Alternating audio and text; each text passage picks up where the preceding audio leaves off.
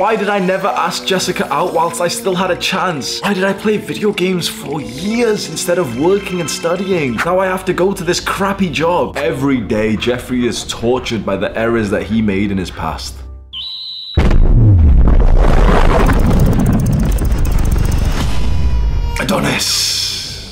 Adonis is the ultimate man, but that does not mean he was born like this. In the past, Adonis has made many mistakes, but he knows that the mistakes he made are what have shaped him into the man he is today. Adonis tells young Jeffrey about David Goggins. He sounds like a man who was just born really disciplined, but then Jeffrey hears about his past, how he was overweight, unmotivated, and traumatized and abused. Look at him today, says Adonis. His past doesn't define him, and so Jeffrey realizes that it doesn't matter what decisions he's made in the past. It matters what decisions he makes in the present.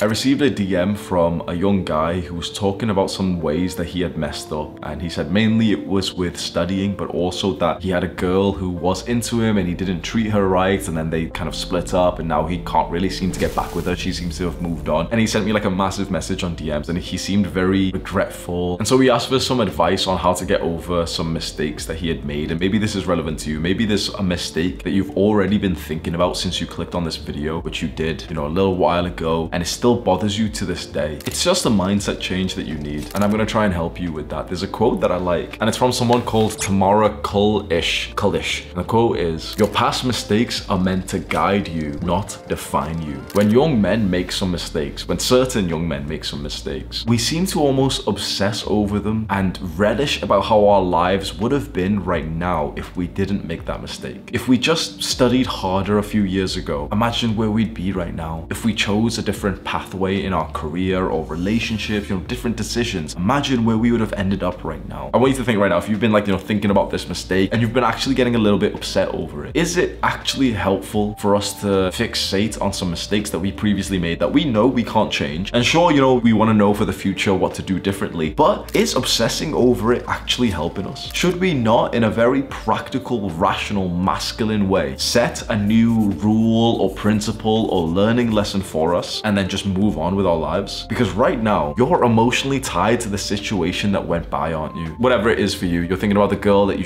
messed up with, or you're thinking about how you messed up with your studies, or whatever it is, you're thinking about that right now, and you're so emotionally invested into this without thinking, okay, how do I actually utilize this to improve my life? Because we know we can't, you know, fly back in time and change things, because if we would have bought Bitcoin at like 2K and then sold it at like 40K, obviously. That's the only thing that we would have changed if we went back in time. We can't go back, right? So what we can do, which I think is incredibly valuable, and it's something that you can take from me, is start to define some learning lessons and principles for your life based on some of the experiences that you've went through, especially mistakes, but also with some successes. So this is what I do. I have a particular journal. It's like a brown leather journal. It was quite expensive. I remember it being like £40 at a time, and I bought it years ago at a time where I didn't really have that much money. And inside of this journal, I write down big learning lessons that I've had. So usually what I do is I kind of wrap up or write an ending note to some kind of experience in my life. So previously, you know, if I've had like a breakup, for example, I'll write down like ending notes. What did I learn from this? Where did I mess up? What could I improve next time? Just everything I can think of that future Hamza might find valuable. Then I condense it all down into a new principle, a new life lesson. And it could be something as simple as like, don't date friends. Don't date masculine women. That's a really good one. Don't date masculine women. At least for me, it's a horrible experience. Figure this out for you. Mine sound very misogynistic, like they're the only examples I've gave, but there's a lot of mine. Another one is dirty bulking doesn't work for me. So I have a page in that brown journal where I've wrote about my mistake of going on a dirty bulk, gaining a bunch of weight, eating a bunch of bad food, feeling like, you know, what happens when you eat bad food, like you just feel sick and you feel stupid, like literally mentally, like you're just tired and everything. And then I realized that, you know, dirty bulking can be effective for some people, but not for me. My performance in the gym didn't go up. It actually went down every time I ate bad food. I gained a bunch of fat, stopped liking myself. And so I made like a page, okay, noting this. Dirty bulking, eating bad food doesn't actually give me any kind of performance increase in the gym, which is common sense. Of course it is, right? So eating sugar or, you know, pancakes or something, it's common sense that that's like, yeah, it's not going to help you in the gym. There's this culture online of people saying that, yeah, you can eat whatever you want. A carb is a carb. If you eat 100 grams of sugar before a workout, then that's going to give you the same performance as 100 grams of rice. Like, obviously not. You know, I tried it for myself. I'm thinking, oh, you know, I really want to gain weight and it's hard for me to gain weight. I need to bulk on about 4,000 calories. It was hard for me to gain weight. And so I started to eat a bit more dirtier and dirtier and dirtier. And eventually started to realize that my strength in the gym, my performance, my athleticism was actually going down. And as soon as I switched over to more healthy eating, decreasing, everything's going back up again. And then another thing related to fitness is my body fat levels. I journaled on a separate, big journal or a Notion about what body fat percentage I feel good at. And in the last few months, I did pretty big bulk. I bulked for most of 2022, literally for most of the year. And I got to about 20% body fat. And I started to, feel really bad. Like, I just didn't feel athletic. I didn't like how I looked. In some good pictures and videos where I'm flexing, I look pretty good. But just day to day, I just didn't really like how I looked. I didn't like how I felt. I didn't like, just my stomach bulging out of my shirt a little bit. I wasn't like fat at all. Certainly didn't bulk up to the levels that some other people do. But at least for me, that was kind of abnormal. I was writing about all this, then I had like a new learning lesson to put into the brown journal where I said, okay, here is the body fat percentage that I should probably stay at for the rest of my life. And it's roughly 10 to 15%, which again, it's like, that's kind of common sense. That's what most people would say. But it's like, it's important for you to develop these principles and learning lessons for yourself. So this is exactly what you do with the mistake that you're obsessing over. Open up Notion or a computer document or the notes app on your phone, or get a piece of paper and a pen. That's the best way to do it. And start to write about what you've experienced, but in a very practical sense of the decisions you made and whether they were good or bad. Because I'm not asking you to write down the story of exactly what happened again. All we care about is just leaving this experience with some kind of asset, some learning lesson that we can now make the future version of ourselves better. So go and write down right now, what are some things that you've learned, that you've realized about yourself? What were some decisions you made that were bad? What were some decisions that you made that were good? And then compile this all down into one phrase, one lesson. So for me, one of my lessons is dirty bulking doesn't work for you. Eating bad foods actually reduces your athleticism and even strength in the gym. That's one of mine. So what could it be for you? What is a statement that you could write down about this past mistake? And you could write this down and put it as your phone wallpaper. You could write this down in a list somewhere on a notes app, or you could write this on a piece of paper, or you could go buy a journal like I've got, and you could go write it in there, one page at a time. As soon as you've got this statement, this sounds like really woo-woo, wishy-washy. I think there's actually really good evidence for this. Do some kind of ritual to show that you have moved on from this part of your life. For most people, let's say if it's regarding like an ex-girlfriend or something, the ritual that is the most effective is that you delete everything, you block her on everything, and then you move on like that. Some guys can move on without that, but they wouldn't be watching this video. If you're watching this video and it's about this girl that you're constantly still checking up on Instagram and stuff, I guarantee you're not going to do it right now because emotions are there. I know you're not going to do it right now, but eventually when you discover this video again in like 2 months, or someone else tells you, you will only start to move on past this part of your life when you block her on everything and she's just not anywhere to be seen anymore. Do some kind of ritual. Sometimes for me, I just journal and I just kind of like write the last sentence as something like, okay, I forgive myself, or I forgive this person who did this thing. Something like that. Just something that puts a full stop, a period at the end of this sentence, of this part of your life. You'll find that this will help you more than you realize. If I was watching this video a few years ago and some guy told me, oh yeah, just journal about it, bro, or just do a ritual, like I'd be thinking, okay, what is this guy? Just tell me something proper to do. But from my experience of going through some mistakes and successes and failures, this has been very valuable to me. I think it's so important that as a young man, you go and get the learning lesson from this experience and you go write it down somewhere. You start to have like a whole page by page by page learning lessons and principles for you. And then, even though it seems so weird, that ritual thing really works for me. You need to figure out what it could be for you. Some people like to burn gift that the person gave to them. Some people like to, delete the messages or delete the pictures or whatever it is. Something like that will really help. Click and watch this video right now. Do the hard work, especially when you don't feel like it. Mwah.